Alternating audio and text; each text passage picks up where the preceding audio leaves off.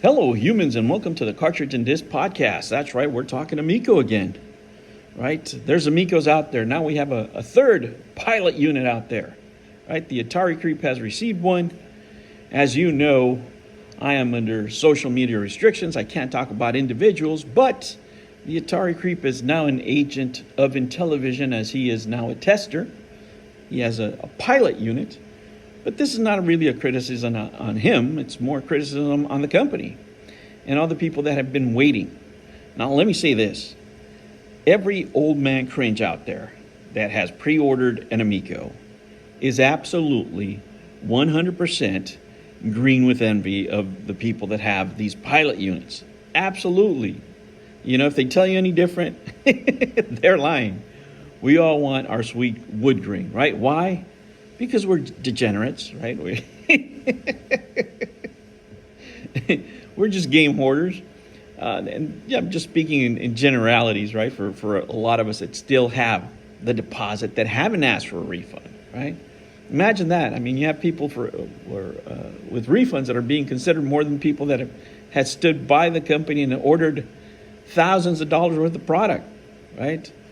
I'm probably, if not the first, I'm probably the second person that has ordered more items from this company.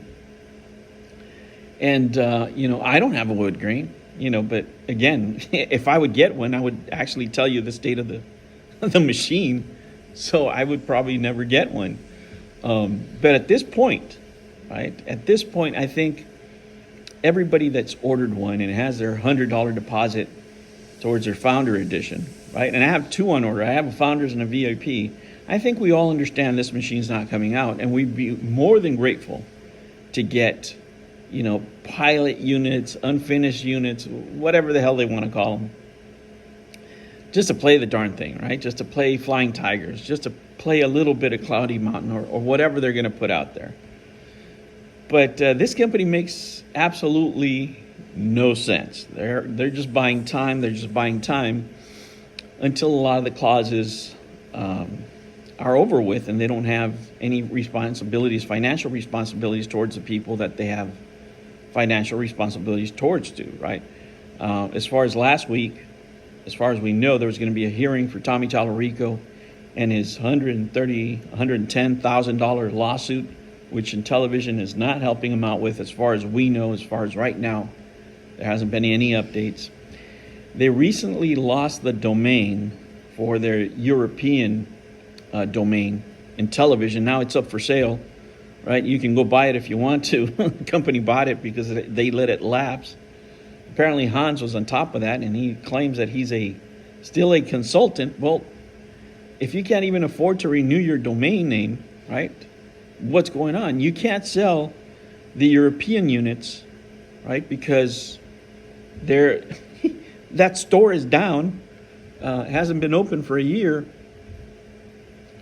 So this company is not making any money, and in reality, and even the few deals that they've been able to close with, they can't even afford basics, right? Other than paying the consulting staff that they have there, the skeleton crew, there's really not much of anything going on. And there's a lot of you out there asking for Phil to step up and yada, yada, yada, do whatever that you think he should be doing. And at this point, and this is just my professional opinion, right, I think just Phil is just a figurehead to do the bidding of the stronger board members, right, the guys behind the money. So he's not going to put himself out there. He's just a figurehead. They needed to get Tommy Tallarico out of the way so they'd stop the bleeding, right? And now he's the figurehead doing the bidding of whoever's got the most amount of money invested in that company at the moment. Now, I know what you're saying, right? I know what you're saying. When will this ever end? Is there a possible solution to the Amico, right? And let me tell you that there is, right? If there's a good enough salesman out there, let me tell you how the Amico could be funded, right? Because a lot of people think there is no way. There is one possibility. I mean, there's other possibilities, but I'll tell you a very good one if somebody wants to hit the pavement and hit the road. And that's the PIF. Now, if you're not familiar with the PIF, It's a public investment fund made by the Saudis, and they're the ones that have been buying up golf. Remember, they did the Live, and now they own the PGA Tour. They've been signing soccer stars to salaries that are almost close to the entire salary cap of an NFL team. I mean, they have that kind of money. They have money to burn. They have giga projects. They have global investments. They have a public investment program, right?